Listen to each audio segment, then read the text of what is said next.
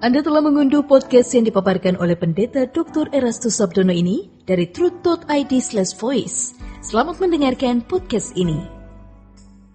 Shalom Bapak Ibu dan Saudara-saudara yang dikasihi Tuhan. Kebenaran pada saat ini berjudul Tindakan Iman.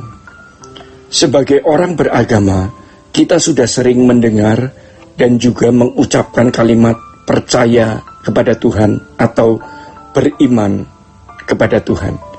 Sejatinya, apa dan bagaimana sebenarnya percaya atau beriman kepada Tuhan itu?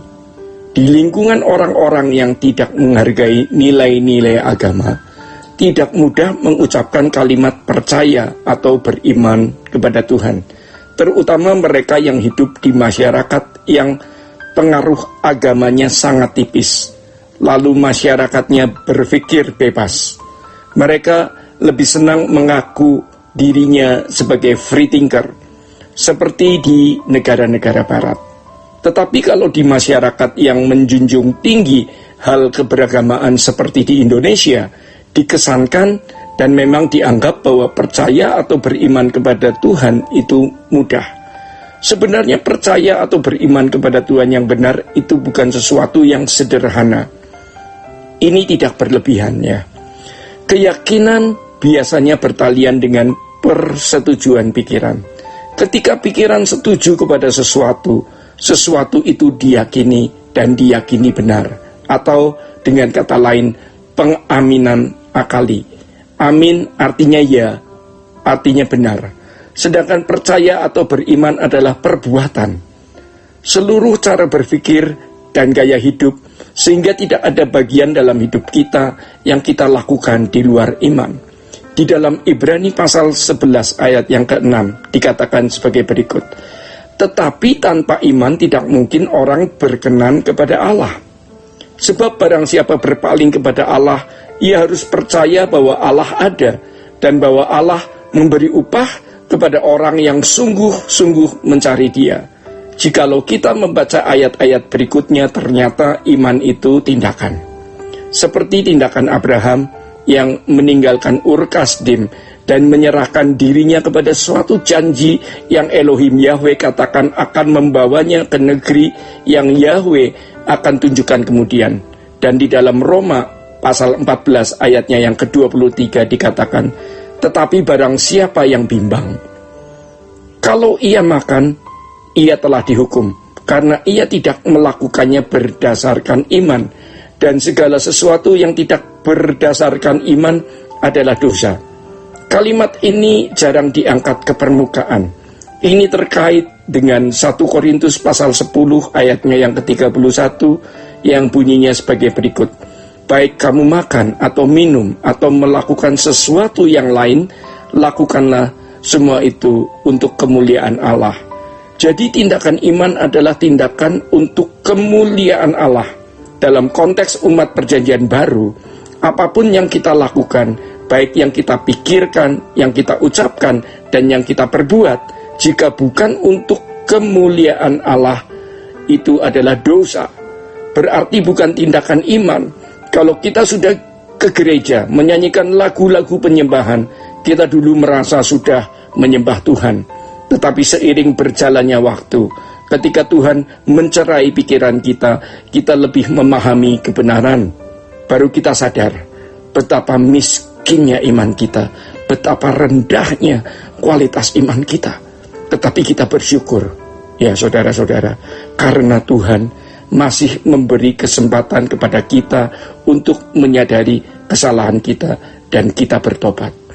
Maka untuk memahami pengertian percaya atau beriman kepada Tuhan, kita harus mengerti beberapa aspek atau bisa dikatakan dimensi dalam percaya atau beriman kepada Tuhan itu. Yang pertama, percaya itu terkait dengan pengakuan terhadap keberadaan Allah atau terkait dengan eksistensi Tuhan. Percaya bahwa Allah itu ada. Dan yang kedua, percaya terkait dengan pengenalan dan penerimaan terhadap pribadinya. Seseorang bisa percaya Allah itu ada, tetapi apakah seseorang mengenal pribadinya dan menerima keberadaan pribadinya itu? mengenal siapa dan bagaimana Allah, yaitu hakikat, sifat, dan karakter-karakternya. Lalu bagaimana orang percaya atau orang beriman itu seharusnya bersikap terhadap Allah? Atau bagaimana menempatkan diri dengan benar di hadapan Allah dan menempatkan Allah di tempat yang patut atau pantas? Setelah mengenal, lalu penerimaan terhadap pribadinya. Kita kenal seseorang, tahu dia ada, tapi apakah kita mengenal pribadi orang itu dan menerima keberadaannya? Itu berarti kita harus menempatkan diri dengan benar bagi dia, dan kita menempatkan dia benar, sebagaimana seharusnya kita menempatkan orang itu. Kalau itu pribadi manusia. Kalau Allah lebih kompleks, karena Allah itu tidak kelihatan. Allah itu besar, tidak terbatas. Ya. Dan yang ketiga, percaya kepada keselamatan dalam Yesus Kristus. Percaya di sini terkait dengan pengiringan kita kepada Tuhan. Percaya kepada Yesus bukan berarti dapat menggunakan Tuhan untuk kepentingan kita. Percaya kepada Tuhan berarti hidup bagi Dia, hidup bagi Tuhan. Artinya harus hidup seperti Dia hidup dan melakukan segala sesuatu yang juga Tuhan Yesus lakukan. Kita tidak boleh putus asa kalau kita gagal atau jatuh bangun. Karena memang ini kehendak dan rencana Allah. Kita harus berambisi kuat. Bagaimana kita menghadirkan kehidupan Yesus di dalam hidup kita. Hanya jika kita melakukan itu, barulah benar-benar menyukakan hati Allah. Banyak orang merasa bahwa mereka sudah percaya keberadaan Allah atau percaya bahwa Allah itu ada, tetapi sebenarnya belum. Kita harus jujur melihat diri kita sendiri. Sebab di negara di mana masyarakat yang menghargai agama, orang percaya Allah itu terkesan mudah. Secara teori memang percaya, teis, teoritis, tetapi di dalam praktik hidup itu ateis praktis.